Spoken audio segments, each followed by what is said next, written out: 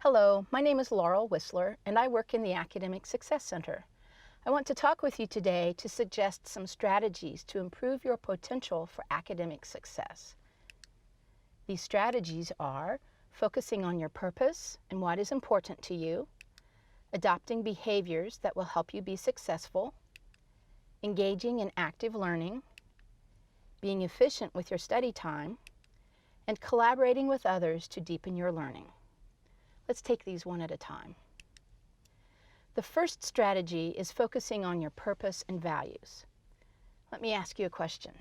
When you decide to go on a long trip, what do you think about when you're planning? You probably think about what you want to get out of the trip, the things you want to do, the places you want to see, and why these are interesting to you. So thinking about these aspects gets you excited to go on the trip and builds this curiosity and excitement about the adventure. So what if you were to take the same approach with your learning? Why are you here at Clemson? What career path do you plan? Or what contributions to society are important to you? What are you learning, and why does it matter? Take a few minutes to pause this video so you can write a note to yourself that discusses these things. Tuck it away where you won't lose it, but remember to pull it out when things get tough or when you don't remember why you chose a particular class or your major. And as you're in courses that maybe don't seem to relate, take a bit of time to look for what you can get out of the course that will help you get to where you want to go, or perhaps has something of interest after all. Reviewing this note will help you with motivation and to remember your purpose. That's key to getting you through. One other strategy is to identify behaviors that you will commit to doing. There are quite a number of things you can do to manage and regulate your learning for academic success. Minimize distractions by choosing your study location carefully and managing your phone or social media. If you don't want to turn off your phone, you can use an app like Forest, My Study Life, or Self-Control to help you stay focused.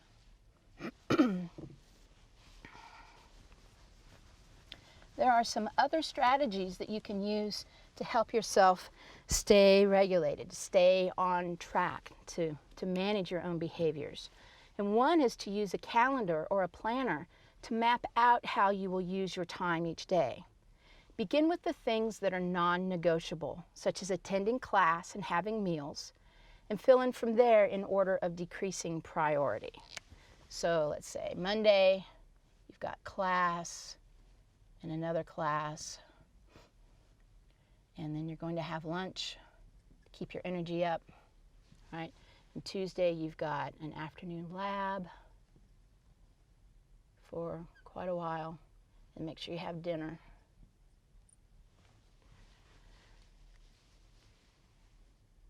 And then Monday night, you've got a peer-assisted learning session, and you're going to go to tutoring for another class at 2 o'clock, right? And write in things that are due, projects, papers, and so forth, so you can keep track of that as well. So for instance, you have a history paper due, right? And so your draft needs to be done by here so you can review it. And so these are all things that you need to help yourself stay on track, stay focused. You also need to get in some exercise and also some social time, right? So maybe you can hit a movie or games after your paper's done.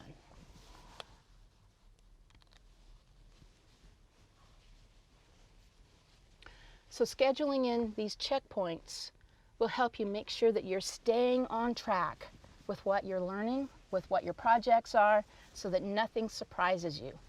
Even build in time, write in your exams, anything like that. So sit down with your syllabus, cuddle up with it, with your planner, and go after it.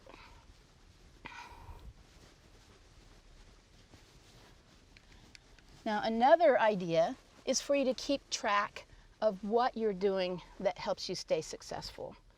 I'm a big chart person if you haven't figured it out. So think about the things that if you know you just do them regularly, you'll be successful. You'll be able to manage your time. You'll be hitting those goals for self-management, self-regulation. For instance, make sure that you get to study group or tutoring at least twice a week, right? We know that if you go to peer-assisted learning sessions at least 6 times in a semester, your chances are better that you'll have a higher grade. So plug them into your schedule and then keep track. Did you get to all of your classes? Well, no classes on Sunday, right? But Monday I got to all my classes, got to all of the classes on Tuesday, okay? And then at the end of the week, review what you have here.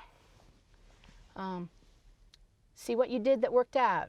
I didn't study so much that night, and I was really hurting the next day because I forgot a quiz.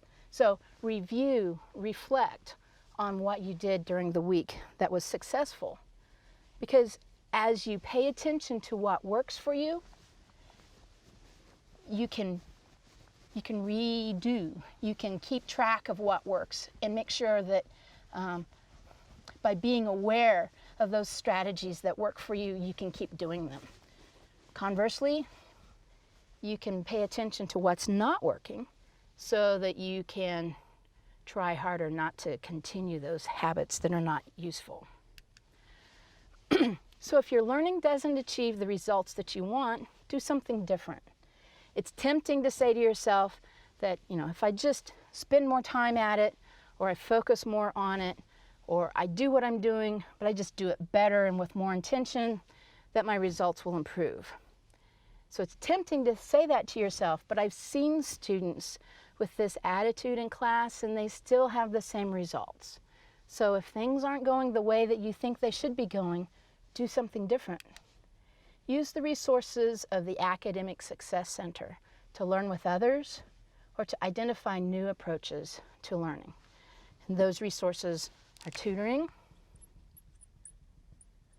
peer-assisted learning sessions, workshops, and study groups. Sometimes we call them study communities. We also have coaching and people to give you all kinds of advice when you need it. Something else that you can do to be successful is to meet with your professor, especially if you're in a class that has a lot of people in it, a large lecture class. You want to know who your professor is. Your professor also wants to know who you are. So go to your professor's office hours and make sure you're using all of the resources available to you. Another option is to form a study group. I just mentioned that, and we'll talk about it more later. And then you can explore new ways to approach your learning, new learning strategies from workshops that the ASC offers, including some iLearn videos. These are online workshops. And we have workshops for helping you with math, with testing skills, with 7 habits, 10 habits of success that every student needs to know, transitioning from high school to college and so forth. So while we're talking about behaviors that can support learning, let me give you a caution. Reading and reviewing your notes over and over is not going to be the best strategy for success. Even putting in a lot of time to read and reread, or even to highlight your notes or underline, is not going to be as effective as some other things you can do. Color coding your notes, retyping them, organizing them, these are a little bit better, but we at the Academic Success Center encourage you to really interact with what you're learning. So by interact, I mean putting the information from your notes into a different form, taking them from one format, doing something up here with them, and putting them into another format. so that you're using the information to make connections and explore relationships among the concepts. For example, you can make comparisons and identify contrasts by creating a matrix. Now, this is kind of a silly example, right, with coffee shops in town. But as you look at these examples, think about your course content, the material that you're learning, and think about which one of these organizers can help you pull apart the information that you have or put it together in ways that can be meaningful to you. For example, you can play with ways that concepts connect with each other by drawing a concept map or a word web. So let me give you an example of a concept map, because this is kind of a lot of information. So let's say you're in calculus. So how can you be successful with calculus? Well, one way is to make sure you have your math skills down. So what are the math skills you need? Well, you need algebra, and you need trig. What else can help you be successful with calculus? Well, class can help you be successful, as in go to class, right? Go every day. Even if it's hard to go every day, it's important to go. Focus, right? Take notes. And then another way to be successful is to work on your homework, right? Do it daily.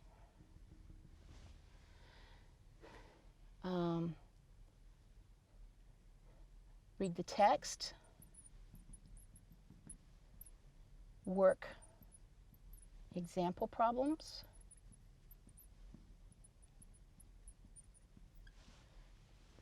And as you do these things, you focus on the concepts so that then you can use the homework as practice.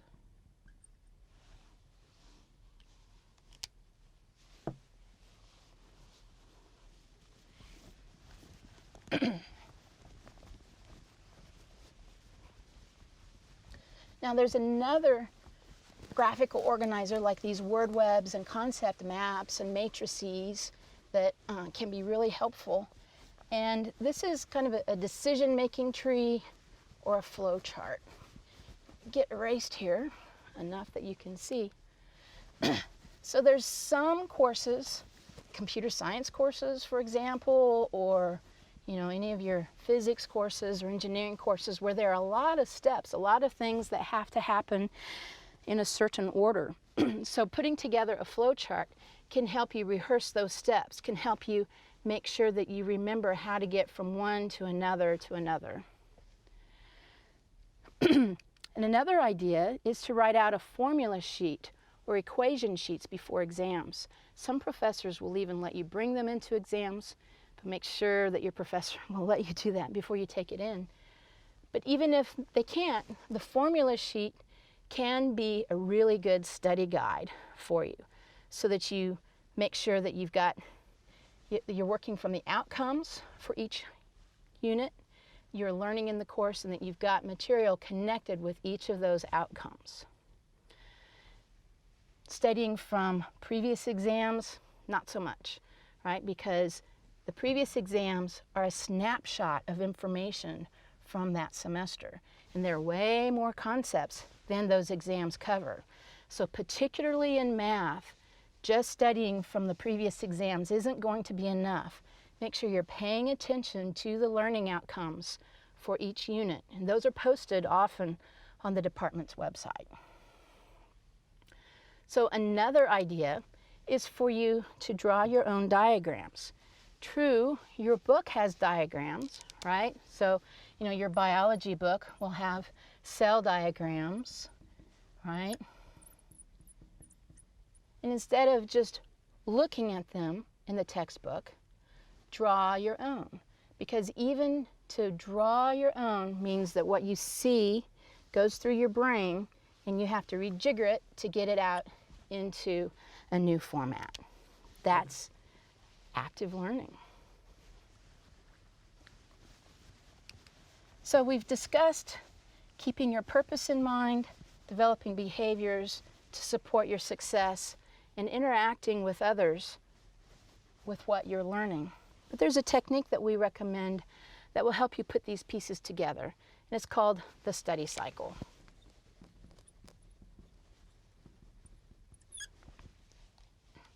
As you see in the graphic, the first step is to preview the material before class. So how do you do this?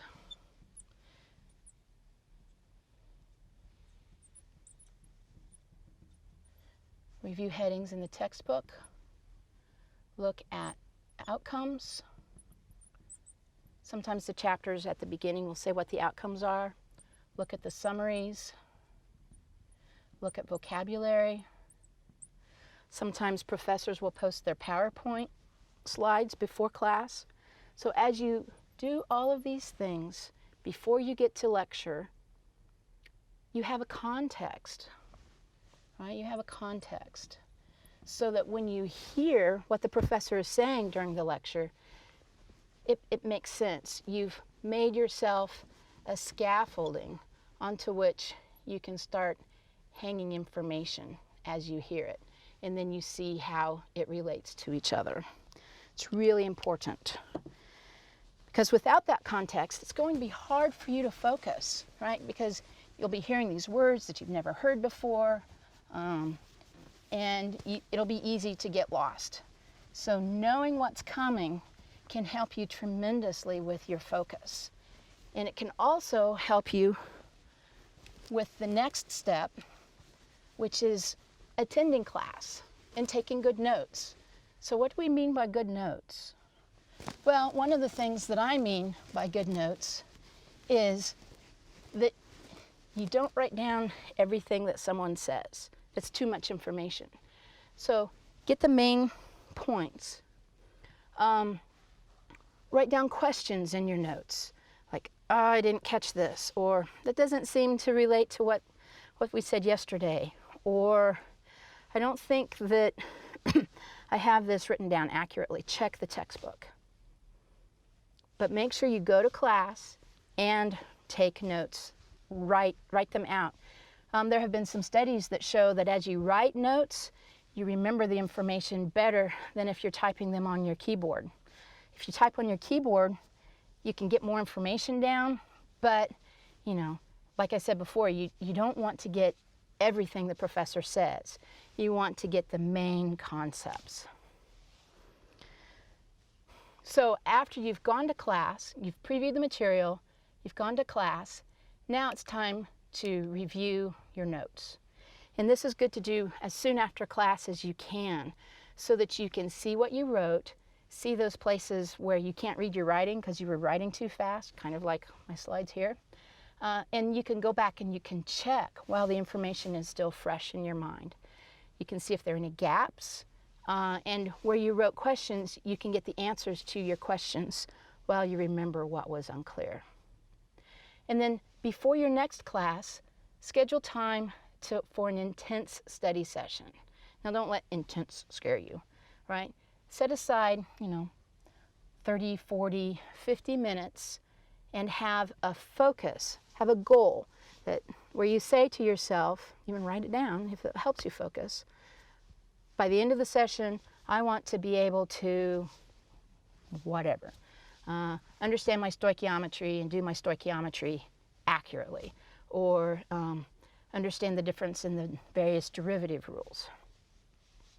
Consult the chapter objectives in your textbook to guide your goal setting, and use the active learning techniques I have suggested, or even others that you've found on your own, and address the material in a focused learning session. One great tool is to use a chart of Bloom's taxonomy to make sure that you're asking questions that address a range of ways to interact with the material, such as moving from understanding and remembering to applying the information, analyze, so take big concepts and break them into smaller pieces, or the flip side of analyzing is synthesizing. So can you take all that you know about something and put it together to develop kind of a coherent solution or a coherent summary of what you've learned, or a summary of how this thing happens in your class. Evaluate and also create. So evaluate, judging the information or the ideas on its own value. So is this the best solution? Of all the possible ways we could approach something, how should we best do it? You think back to high school, most of your exams asked you to understand and remember. Hear what the professor said in the lecture and spit it back out on a test. So not so much here at Clemson. You're going to be asked at least to do a lot of application. So how can you be sure that you are ready to apply? If you just focus down here on understanding and remembering, it could be a stretch by the time you get to the exam to apply. So what I suggest is make sure that you do analyzing. Pull the information apart, synthesize, put it back together. So if you're working 1 or 2 levels above where your questions are on your exams, you should be well prepared for the area that your exams really will cover, the area, the level of critical thinking. So you've studied, right? Now it's time to take a break, because as you've been working hard, you've been using glucose, you've been using sugar in your brain, and you need to recharge and refuel.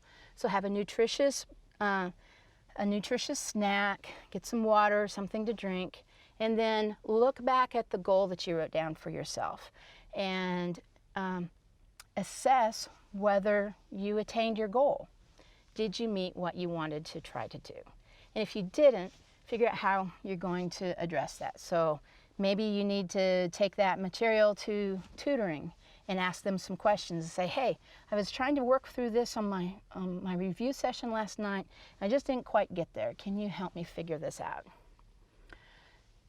I would also suggest that you keep a study journal so that you can make some notes that will help you keep track of what you're learning and how you are learning it. Maybe doing a concept map was really, really helpful to you.